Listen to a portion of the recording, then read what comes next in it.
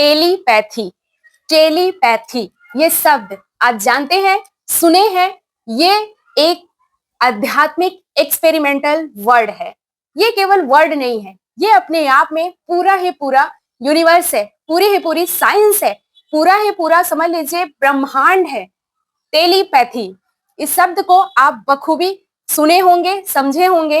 अगर नहीं सुने हैं, समझे हैं, तो आइए आज हम जानेंगे कि ये टेलीपैथी क्या है, इसका क्या रोल है हमारे जीवन में, इसका यूज करके हम किस तरीके से अपनी बात को, अपने संदेश को बिना बोले, बिना कहे, हम जिस इंसान के पास भेजना चाहते हैं, जिस इंसान को हम अपनी बात, अपनी फीलिंग हम बताना चाहते हैं, वो हम किस तरीके से टेलीपैथी के थ्रू हम बता सकते हैं, कह सकते हैं। एक तरीके का मन का विज्ञान, टेलीपैथी। तो चलिए फ्रेंड्स, हेलो एवरीवन, मैं सपना एक बार फिर से स्वागत करती हूँ आप सभी का अपने channel teacher mom secret universe में। कैसे हैं आप सब लोग? आई होप बहुत अच्छे होंगे, बहुत एंजॉय कर रहे होंगे आप लोग।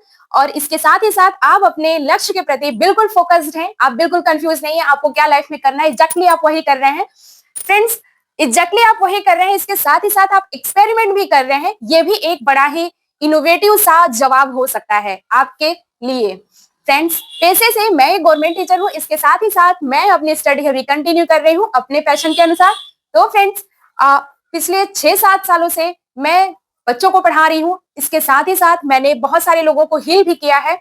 बहुत सारे ऐसे लोग हैं जो मुझसे अपने सवाल के जवाब पूछते हैं, जिनकी मैं हेल्प कर पाती हूँ। अगर मैं 100 लोगों में से किन्हीं 2 लोगों की हेल्प कर पाती हूँ तो मुझे बहुत खुशी होती है। फ्रेंड्स, हम अच्छे से जानते हैं कि हम लॉ ऑफ अट्रैक्शन पे बहुत सारी बातें की, बहुत सारी चीजों को हमने जाना समझा, लेकिन आज का जो ये वीडियो है, ये आप इसको नकार नहीं सकते। इस चीज को आप बखूबी जानते हो, इस शब्द से आप रूबरू हो, अगर नहीं हो तो मैं करवाऊंगी।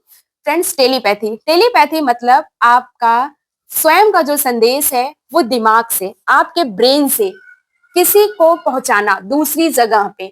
इससे कोई फर्क नहीं पड़ता कि वो इंसान आपके आसपास रहता है, वो इंसान आपके शहर में रहता है, या फिर वो इंसान कहीं दूर रहता है, विदेश में रहता है। इससे कोई फर्क नहीं पड़ता। अगर मन से आप अपनी बात को उस इंसान तक पहुंचाना चाहते हो तो वो कैसे पहुंचेगा। इस पे बहुत ही आध्यात्मिक एक्सपेरिमेंट किया गया और बहुत सारे लोगों ने रिसर्च पेपर भी लॉन्च किया। अगर आप गूगल पे जाके सर्च करते हो, उन रिसर्च पेपर्स को अगर आप पढ़ रहे हो, तो आपको ये मिलता है कि ऐसे बहुत सारे महान लोग ऐसे थे जो कि बिना कहे, बिना समझे दूसरे के दिमाग को पढ़ लेते थे, दूसरे के पास अपनी बात को पहुंचा पाते थे। ये टेलीपैथी जो है एक प्रकार का ये साइंस है, ये भी काम कर रहा है एनर्जी पे।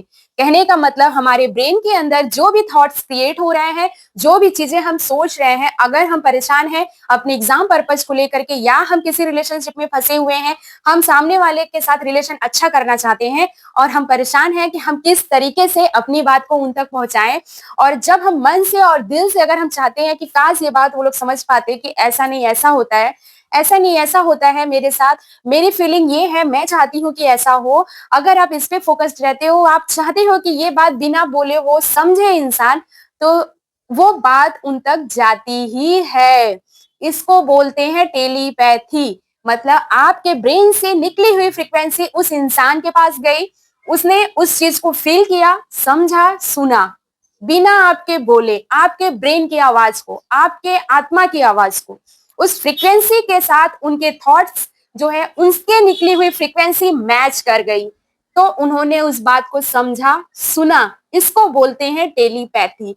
लॉ ऑफ अट्रैक्शन यही बात करता है फ्रेंड्स, यही बात करता है कि हम जो कुछ चाहते हैं, जब उस पर फोकस्ड होते हैं, तो उससे रिलेटेड चीजें उनकी फ्रीक्वेंसी के साथ हमारी फ्रीक्वेंसी मैच होती है। जब मैच होती है तो हम अपने ड्रीम्स को मैनिफेस्ट कर पाते हैं, अपने सपनों को हम हकीकत में बदल पाते हैं। उसके लिए हमको समझना पड़ेगा कि हम अपने अंदर अपने ब्रेन को हम किस प्रकार समझें, कि हमारा ब्रेन कैसे वर्क कर रहा है, हमारा ब्रेन किस तरीके से काम करेगा। जैसे अभी मैं आपको हाल की एक बात बताऊं कि अभी मैं अपने एजुकेशन को लेकर के मैं थोड़ी परेशान थी। मैं चाहती थी कि कुछ अच्छा, कुछ इनोवेटिव सा, जो मेरा पैशन है उसी के परिप्रेक्ष्य में मैं अपना एजुकेशन कंप्लीट करूं। मैं परेशान थी, मैंने ये बात अपने हस्बैंड को नहीं बताई। मैंने केवल इतना बोला कि मैं इस क्षेत्र में चाहती थी कि मुझे आगे बढ़े, लेकिन चलिए खैर कोई बात नहीं, मेरे पास जॉब है, मेरा एक यूट्यूब चैनल है अच्छा खासा, तो कोई दिक्कत की बात नहीं है, हम इससे ही बहुत कुछ कर सकते हैं। लेकिन एग्जैक्टली मैं क्या चाहती थी वो बात मैं अपने हस्बैंड को नहीं बताई। तो अचानक से एक दिन मेरे हस्बैंड बोलते हैं, एक दिन नहीं उसके विद इन मतलब 2 डेज के अंदर, 2-3 दिन के अंदर ही वो बोलते हैं कि क्यों ना, अगर तुम्हारा टैलेंट इस एरिया में है तो इसको लेके एजुकेशन क्यों नहीं कर लेती, तुम कोई कोर्स कर लो, कुछ इस तरीके का कर लो या फिर उसमें महारत हासिल कर लो, उसी में अपना करियर बनाओ। ये मेरे लिए मैजिकल था। मैंने सोचा ये लॉ ऑफ अट्रैक्शन है, मैं सोच रही थी इसलिए मुझे चीजें मिली, चाहे मैं इसे लॉ ऑफ अट्रैक्शन की चीजें बताऊं, चाहे मैं टेलीपैथी की बात बताऊं, बात तो देखिए एक ही है।